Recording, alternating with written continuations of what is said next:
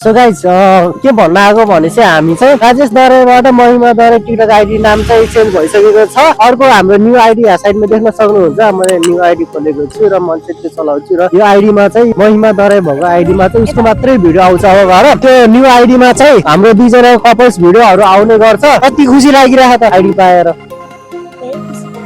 धेरै खुसी लागिरहेको छ। अरू बोल न खाना खाने धेरै खुसी लागिरहेको छ मलाई आइडी मैले पाएकोमा। अबबाट चाहिँ उसको भिडियो मात्रै आउँछ त्यसमा चाहिँ र अर्को नयाँ आइडीमा चाहिँ हामी दुईजनाको कपल्स भिडियो आउँछ। हाम्रो युट्युबमा पनि 2 वर्ष हुन लागिसक्यो हामीले युट्युबमा भिडियो हाल्न थालेको। 4000 मा 1000 मात्र कम्प्लिट भएको बल्ल तल्ल। सब्सक्राइबर चाहिँ 3000 कति 2500 3000 पुग्न लागिसकेको छ। भिडियोमा पनि भ्युज अलि कमै आइराख र भिडियोमा अलि साथ दिनु होला। भिडियोहरू यसो हेर्दिदै गरिदिनु होला भन्न चाहन्छु। अब हाम्रो त्यो न्यू अफिसियल आइडीमा धेरै माया गरिदिनु होला सबैजनाले। हाम्रो युट्युबको लिंक चाहिँ त्यो अब टिकटक प्रोफाइलमै छ।